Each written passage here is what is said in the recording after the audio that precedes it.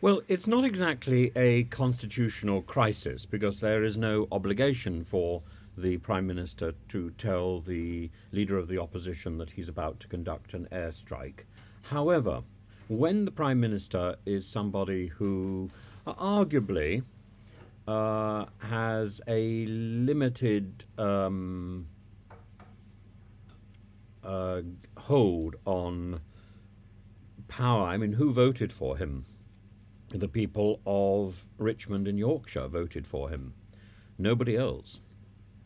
And a tenuous hold even over the Conservatives.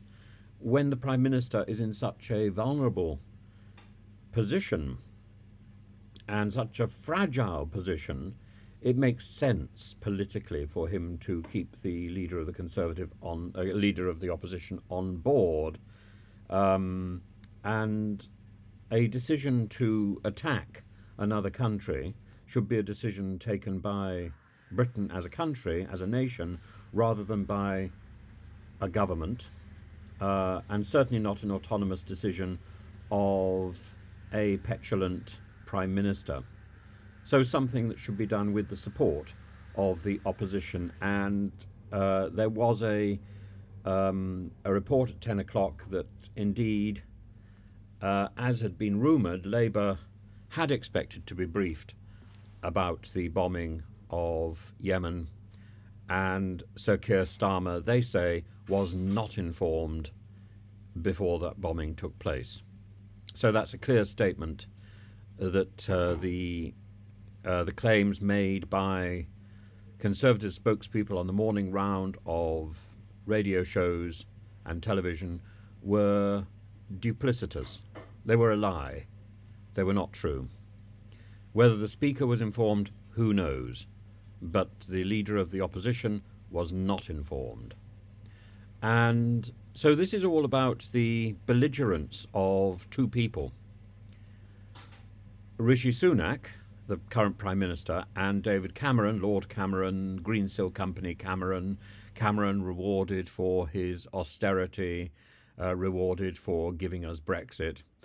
Cameron, who says that the last attack on the Houthis was a clear message to degrade the ability of the Houthis to attack shipping in the Red Sea.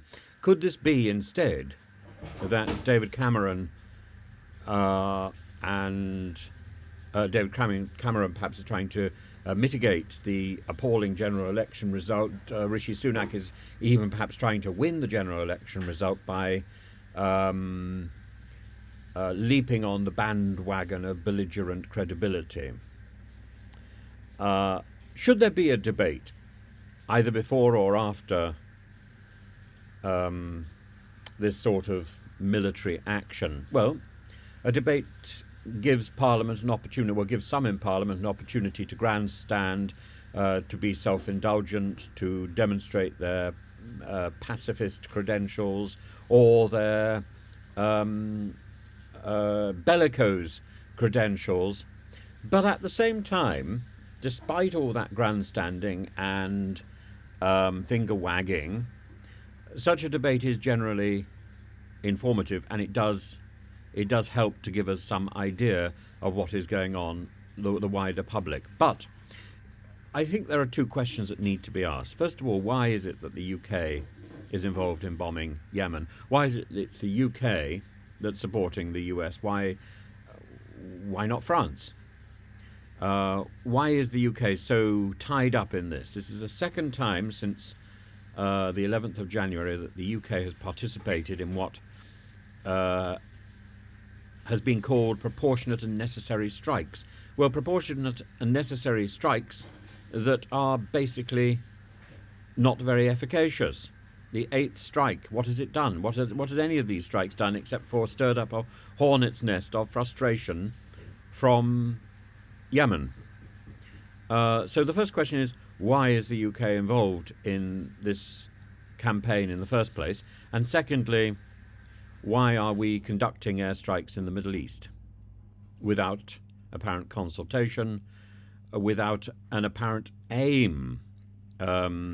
Because the Houthis are attacking shipping in the Red Sea, which is designed to disrupt and retaliate against Israeli linked trade? Is it because the UK and US vessels are coming under attack? Is this going to make them safer? No, it isn't. Is it because the UK is being earmarked as a country that is showing prominent support for the Israeli attacks on Gaza? I think yesterday 21 Israeli troops died in Gaza. That brings the total death toll in Gaza well over 25,000, with 25,000 indeed being the number of Gazan Palestinians who have died. And this hasn't done anything to release the hostages. Indeed, the families of the hostages are among those besieging Netanyahu in Jerusalem, demanding that this ground offensive stops. Ehud Barak, the most decorated soldier in the Israeli army, is questioning the value of the Gaza siege. There are many people who question Netanyahu's response. I certainly question Netanyahu's response, while at the same time condemning the Hamas attack on the 7th of October. But Netanyahu's response was and is absurd. It is as absurd, frankly, as the attacks on Yemen. An attack is only of value if it's going to achieve something, if it's got a clear outcome. If there is no clear outcome, what is the point of having an attack? Because it's part of the just war theory is about having a clear objective. If there is no clear objective, if there is no clear aim, then the whole thing is destroyed at the first instance. Beyond that is a question of proportionality. Beyond that is whether or not the cause itself is just, and whether or not it is civilians are involved. Well, the high number of civilian deaths, I think, should make anybody looking at the Israeli attack on Gaza and questioning whether or not it conforms to the just war principles, it should make somebody pause. In contrast, so I know there's a great deal of enthusiasm in drawing a parallel between Israel's attack on Gaza and Russia's attack on Ukraine. Very different.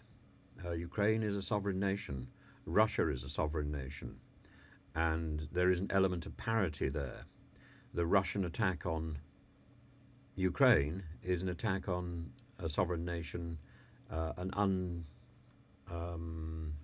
unrelenting, vengeful attack on a sovereign nation, and a sovereign nation has a right to self-defense.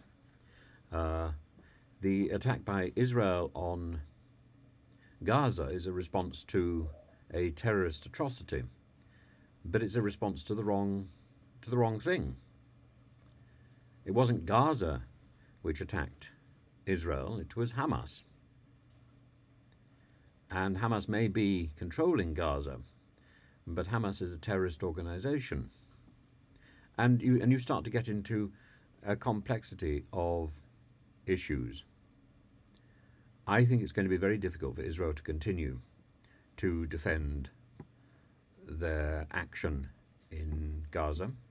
I don't think my concerns are going to stop Netanyahu, because I don't think he has any alternative.